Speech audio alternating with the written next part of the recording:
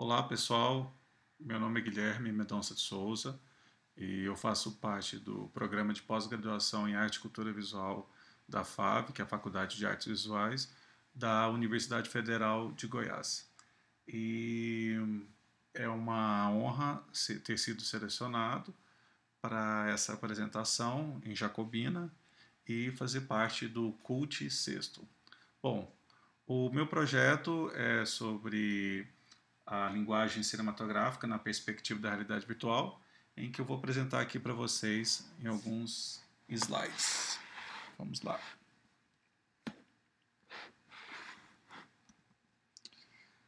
Bom, para falar sobre a realidade virtual, primeiramente, vamos começar aqui com alguns gadgets que estão sendo lançados a cada dia, que são os óculos de realidade virtual, em que cada vez mais eles vêm se evoluindo, vêm se transformando, e tanto de maneira tecnológica como às vezes de maneira muito simples, como esse Google Cardboard, que é um óculos de realidade virtual feito de papelão.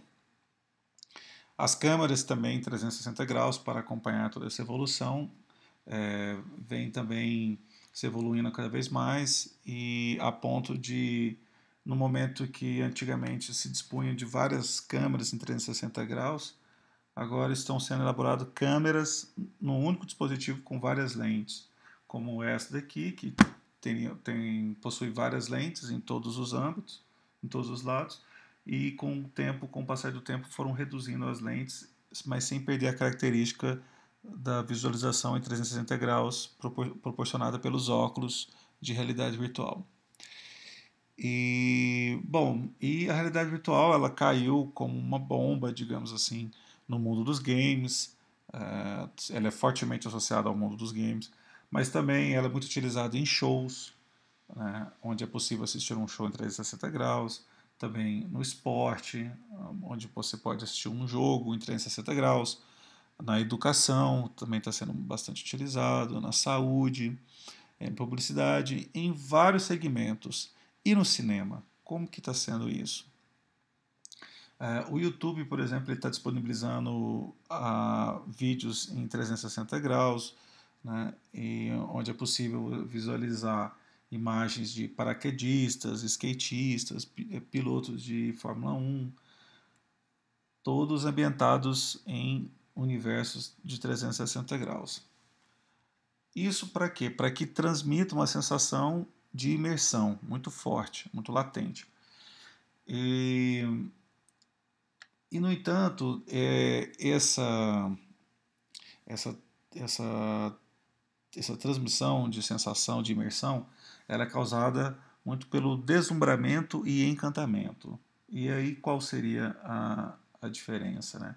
A gente tem que olhar com parcimônia esse advento tecnológico da realidade virtual, correto?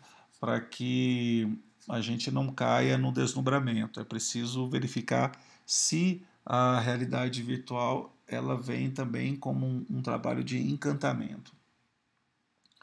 E podemos fazer uma analogia ao início do cinema, em que, primeiramente, o cinema era muito focado em imagens de registros e posteriormente passou a ser imagens de e posteriormente passou a se trabalhar narrativas, construção, elaboração de histórias e por aí vai. E a realidade virtual ela tem que seguir nesse caminho, num caminho paralelo. Em que sentido? Que ela pode ser uma plataforma de vivência em 360 graus, mas que também ela possa oferecer a elaboração de narrativas. E como transformar uma experiência imersiva, que possui características descritivas, em narrativa. A narrativa, segundo vários autores, como a Paula Filho, ela explica que uma narrativa está fundamentada na linearidade, isto é, na disposição de uma sequência de ações ordenadas de forma hierárquica com início, meio e fim. Então, essa estrutura ela não permite ao leitor outros caminhos de leitura. E a Lúcia Santaella, por exemplo, ela descreve que os textos narrativos são aqueles que se organizam por ações e eventos em uma ordem sequencial. Né? Logo, então, o sujeito que conta a história, o narrador, ele estrutura mesmo em um determinado tempo e espaço em uma sequência lógica de ações.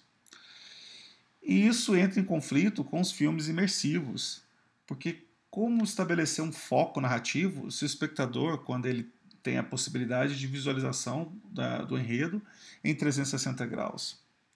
Né? Como elaborar um roteiro em que o espectador ele tem a possibilidade de assistir por livre e espontânea vontade vários pontos de cena, como podemos verificar aqui.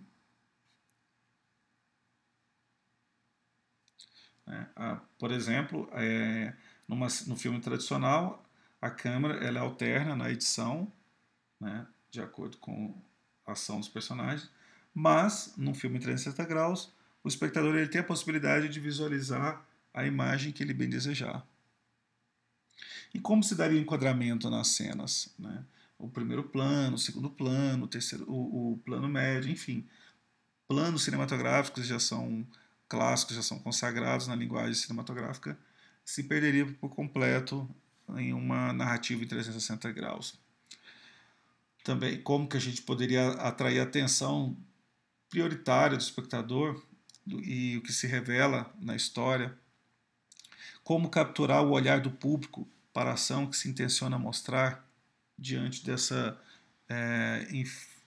dessa diversidade de opções em que o espectador tem a possibilidade, né, de olhar. E também como editar um filme em 360 graus e como que vai funcionar essa técnica de fusão, montagem, corte seco, etc.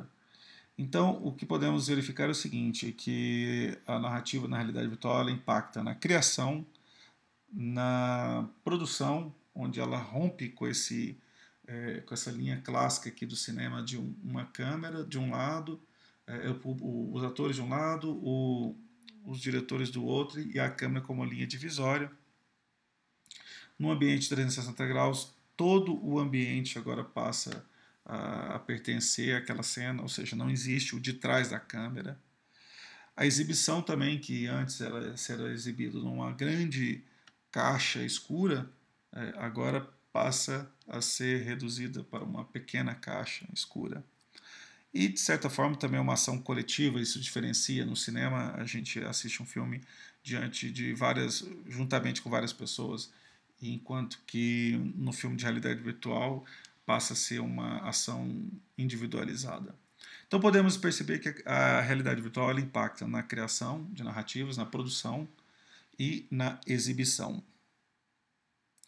E um dos grandes diretores brasileiros, Fernando Meirelles, foi convidado para fazer um trabalho de um filme imersivo no Museu da Manhã, no Rio de Janeiro, em que ele fala assim que na fala dele, havia o desafio de entender como funciona um filme quando você está envolto por ele. É preciso saber qual a linguagem adequada para fazer esse filme de imersão. Então, diante disso, podemos verificar que no neologismo de imersão mais filme, podemos então categorizá-lo como imerfilme. E o Roland Barthes ele acredita que uma narrativa ele se baseia nos diferentes suportes e formatos existentes. Para cada plataforma mediática, há maneiras diferenciadas de expressividade. Rádio, cinema, quadrinhos, livro, teatro. Né? Cada um possui modos específicos na elaboração de enredo.